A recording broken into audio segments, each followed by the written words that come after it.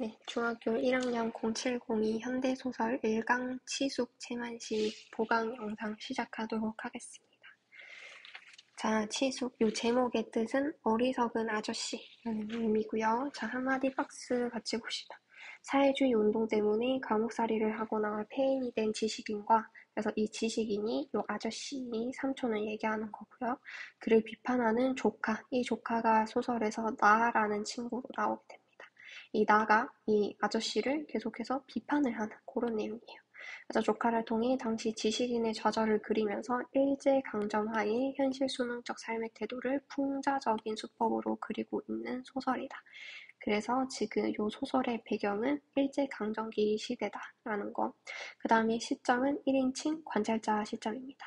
아까 이 조카인 나가 주인공이 아니라 그래서 이 나가 얘기를 해서 1인칭이지만 얘가 주인공인 건 아니고 이 나는 관찰자라는 거죠. 그럼 얘가 누구를 관찰하느냐? 이 지식인, 이 어리석은 아저씨를 관찰을 하는 겁니다. 자, 주제의 일제 식민 통치에 순응하려는 나와 그리고 사회주의 사상을 가진 아저씨의 갈등. 그럼 요거는 인물과 인물 간의 갈등이니까 이 외적 갈등에 해당이 되겠죠.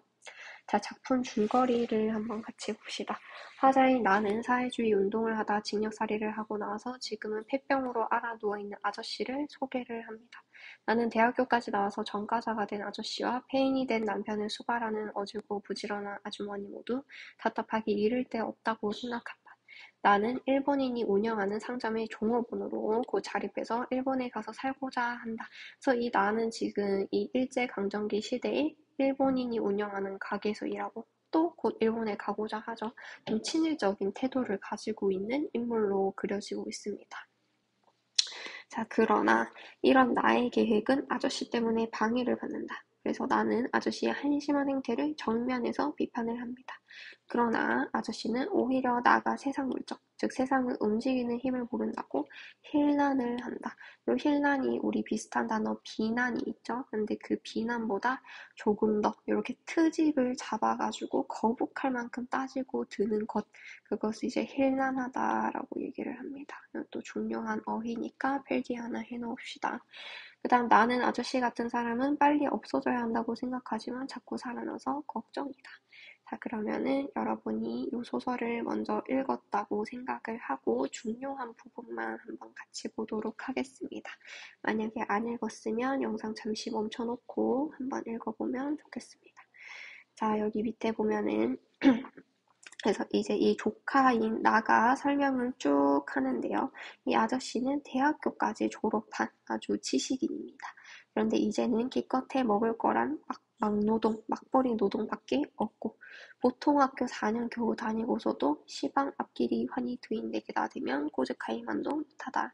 용돈 벌이만도 못하고 있다. 자, 이때 보통 학교 동그라미 치고요. 요거는 일제강점기 시대 때 있었던 초등교육기관 그래서 요 단어를 보고 아, 요때 시대의 배경이 일제강점기구나 라는 거를 알 수 있는 거죠. 자, 그 다음 장 넘어가 보겠습니다. 자, 그 다음에 저 서양 어디선가 일하기 싫어하는 게으름뱅이 몇 놈이 양지 쪽에 모여 앉아서 놀고 먹을 궁리를 했더라니요. 요게 지금 사회주의를 얘기하는 거죠. 사회주의가 서양에서 이제 시작된 그 상황을 이 친구가 요렇게 비판적으로 설명을 하는 겁니다. 자, 우리 집 다이쇼가 다 자상하게 이야기를 해줍니다. 자, 다이쇼라는 거는 일제강점기 시대에 있었던 연호, 그 해에 붙이는 이름이죠.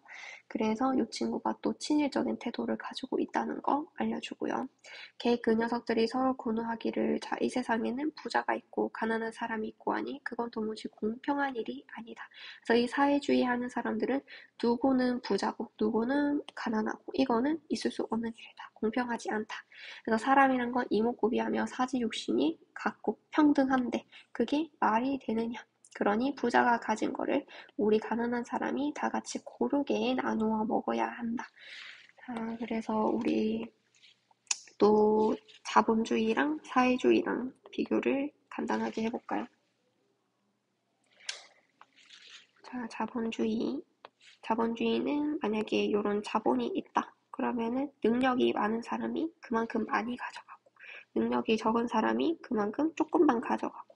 그런데 사회주의는 어때요? 이렇게 전체적인 자본, 물질이 있다 치면은 모두가 이 일한 만큼 공평하게 나눠서 가져가자라는 게 사회주의죠. 그런데 이제 우리 또 일제강점기는 요 자본주의에서 좀 비롯이 되었다. 일제강점기가 시작되면서 또 우리나라에 공장, 철도 들어오고 그러면서 자본을 막 이렇게 융통을 시작하게 됐죠. 자, 그래서 여기 그 다음 보겠습니다. 그래서 이 나라는 친구는 이런 사회주의를 보고 이게 생날불한다. 이 불한당패. 그러니까 거의 깡패의 짓이다. 이렇게 얘기를 하는 겁니다. 억지로 남의 것을 뺏어 먹자고 들다니 그것은 불한당이다. 있을 수 없는 일이다. 라고 오히려 이 친구가 사회주의를 비판을 하는 거죠.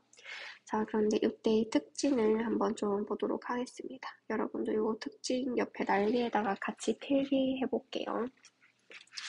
자, 여기에서는 독백체, 구어체가 등장을 하는데요. 그러니까 입으로 말하듯이 이 글씨를 쓰고 있다.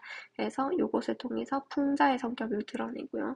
그 다음에 속어, 비어, 합쳐서 비속어 이거를 사용하면서 사실성을 높이고 이런 인물에 대해서 이 독자가 이해를 쉽게 할 수 있도록 도와줍니다. 그 다음에 인물과 인물 간의 외적 갈등이 나타난다. 아까 얘기했었고 그 다음에 여기서 등장하는 아이러니가 있는데요. 부정적인 인물을 긍정적으로 묘사하지만 실제로 풍자되는 대상은 이 아저씨가 아니라 나다. 왜냐하면은 그 당시 일제의 검열을 피하기 위해서. 그래서 이 나는 일제의 친일적인 태도를 보여주니까 긍정적으로 묘사를 하죠. 검열을 피하기 위해서. 하지만 실제로 풍자되는 건 누구다? 이 바보처럼 묘사되는 게 바로 나다.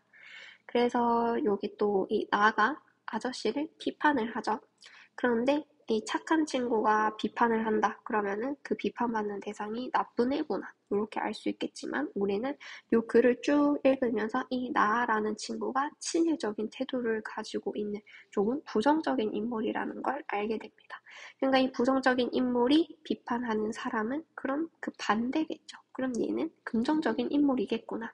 사회주의가 좀 좋은 건가? 라고 이 독자가 오히려 아저씨에 대해서, 사회주의에 대해서 관심을 갖게 되는 효과를 얻게 됩니다.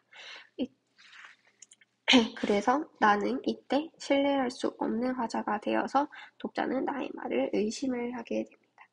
그럼 이것도 문제에 한번 같이 볼게요. 자, 3번. 서술자가 주관적인 입장에서 이 개인적인 입장으로 지금 아저씨를 비난하고 있죠. 풍자하고. 그런데 사실은 아니다. 사실은 반대다. 자, 그 다음에 5번에는 작품 외부에 존재한다라는 거는 이제 3인칭이 되는 거죠. 3인칭. 근데 지금 우리 이 윗글은 1인칭이기 때문에 이것도 아니다. 그 다음에 2번 시대적 배경 짐작할 수 있는 말 보통 학교. 일제강점기 시대 때에 있었던 초등교육기가 같이 봤었고요. 자, 그 다음에 기억이 서술자인 나를 비판한다. 자, 기억이 우리 아저씨죠. 우리 아저씨가 서술자인 나를 비판한다면 시대의 현실이 옳고 그른지 제대로 판단하지 않고 그래서 이 일제강점기라는 시대의 현실이 과연 옳은 것인가? 이거를 판단하지 않고 나는 돈을 많이 벌 수 있으니까 이 친일을 하겠다라는 식으로 이렇게 얘기하는 이 나에게 이렇게 비판을 할 수 있게 됩니다. 그 다음에 4번 여기 불한당패라고 얘기를 했었는데요. 이거를 비난하는 것으로 볼 때 폭력적인 집단인 게 분명하다. 아까 우리 나는 이제 어떻게 되었어요? 독자들의 신뢰를 잃게 되었습니다. 이렇게 신뢰를 잃은 친구가 말하는 걸 보고 불안당패는 그러면은 폭력적이게 분명해. 이렇게 확신할 수 없겠죠. 신뢰를 할 수 없으니까. 그래서 이것은 적절하지 못해서 4번의 답은 3번이 됩니다. 그러면은 이제 뒤에 문제도 여러분이 한번 각자 풀어보고 하면 좋겠습니다. 감사합니다.